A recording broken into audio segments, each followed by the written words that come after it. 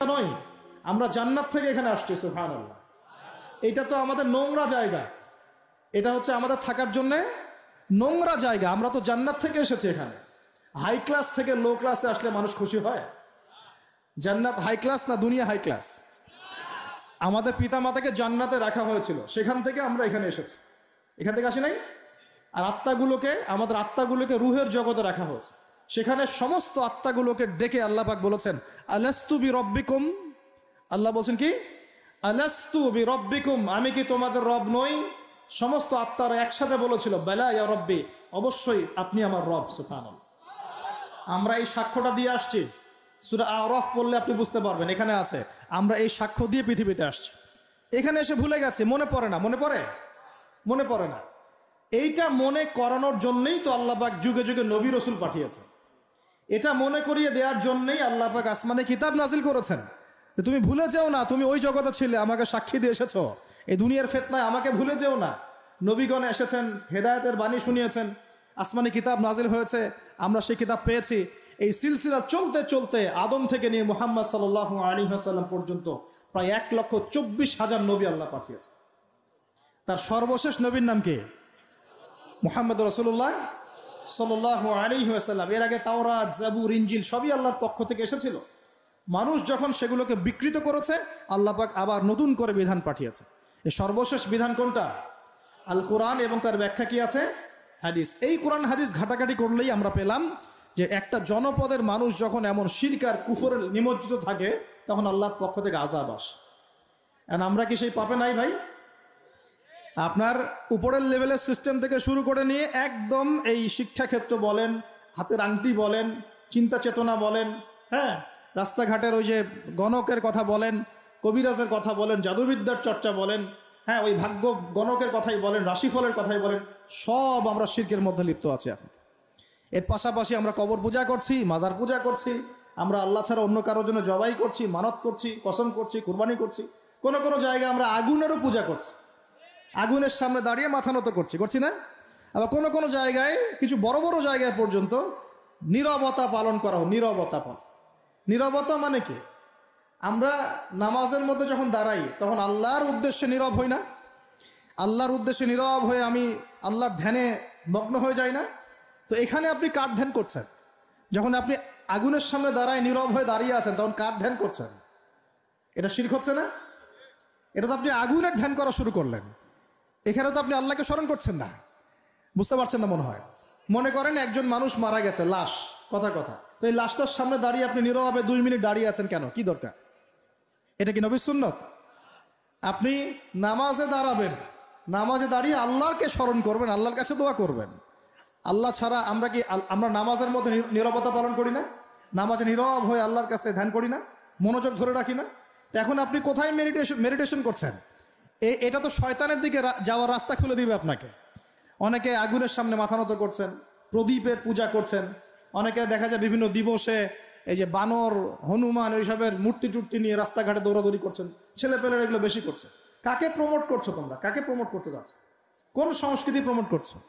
এই হাদিস এটাও আছে শেষ জামানায় যে আমার উম্মতের একটা বড় অংশ মুশরিকদের সাথে মিশে যাবে এবং মূর্তি পূজা শুরু করবে।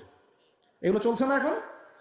এগুলো যখন চলবে, তখন আমাদের উপর কি আল্লাহ পাকের রহমত নেমে আসবে ভাবছেন, না আযাব আসবে? ওই যে বলেছে আযাব যে আসে নাই সেটাই আল্লাহর রহমত, এটা আমি গবেষণা করে বলছি। আযাব যে আসে নাই এখন পর্যন্ত, এটাই আল্লাহ পাকের রহমত। তওবা করে ফিরে না আসলে অচিরেই আল্লাহ পাকের আযাব নেমে আসবে ইনশাআল্লাহ। আল্লাহ হেফাজত করুক। তারপরে আমরা শঙ্কিত যে কখন না নেমে আসে। আল্লাহ রাব্বুল আলামিন আমাদেরকে হেফাজত করুন। আমিন। এভাবে প্রতিটা ক্ষেত্রে শিরক চলছে, শিরক আর কুফর। কোরআন খোলেন, হাদিস পড়েন, দেখবেন আল্লাহ পাক যতগুলো জনপদকে ধ্বংস করেছেন, তার প্রধান 2টা পাপ ছিল শিরক আর কুফর। এই যে আমাদের যুব সমাজ এটাই বোঝে না যে নামাজটা ছেড়ে দেওয়াটা কুফরি। নামাজ যে না পড়া, ছেড়ে দেওয়া, ইচ্ছা করে না পড়াটা কুফরি, এটা ওদেরকে কেউ শেখায় নাই।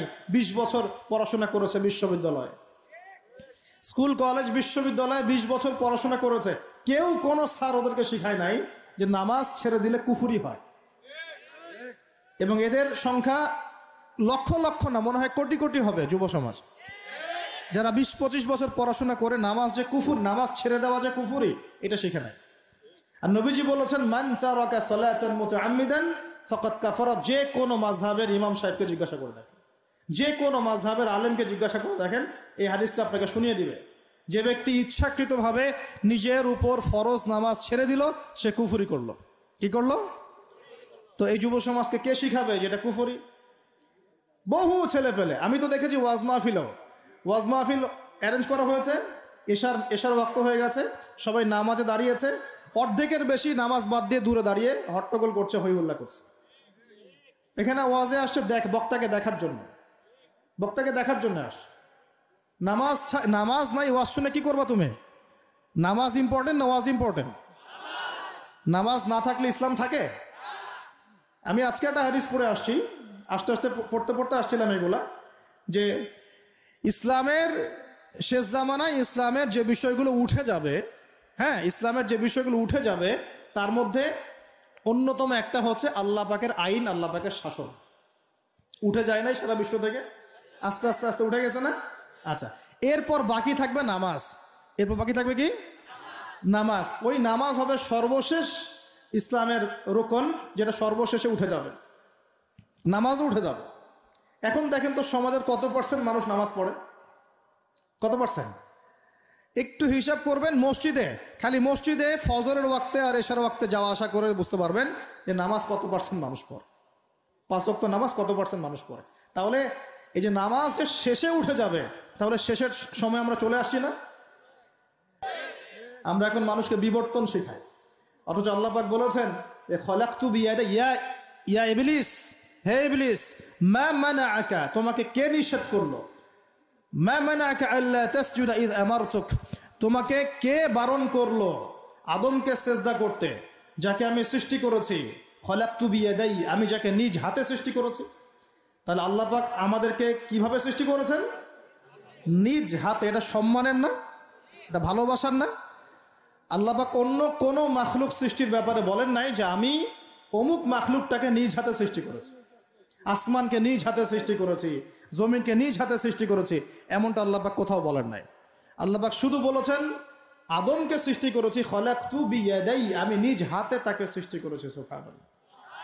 আল্লাহ পাক তাকে সৃষ্টি করে দুনিয়াতে পাঠিয়ে আল্লাহ পাকের খেলাফতের দায়িত্ব দিয়েছেন যে আদম তুমি দুনিয়ায় যাও, দুনিয়ায় নির্দিষ্ট সময় থাকবে, চিরস্থায়ী হতে পারবে না, আমার বিধান আমি নাজিল করব, সেগুলো যদি মেনে চলো এবং তা প্রতিষ্ঠা করো, তাহলে তুমি জমিনে আমার খেলাফতের দায়িত্ব পালন করলা।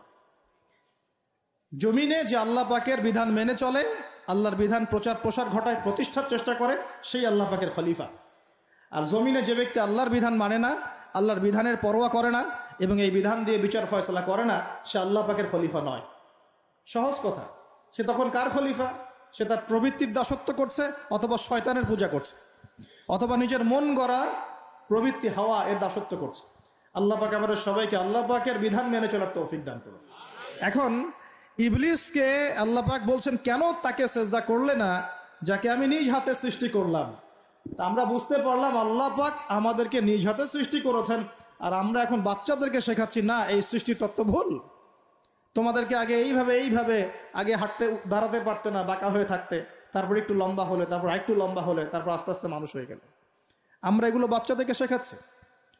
কেন শেখাবো? আমার বাচ্চা তো মুসলিম, আমার বাচ্চা তো মুসলিম পরিবারের বাচ্চা, এ কি ইহুদি খ্রিস্টানের সন্তান?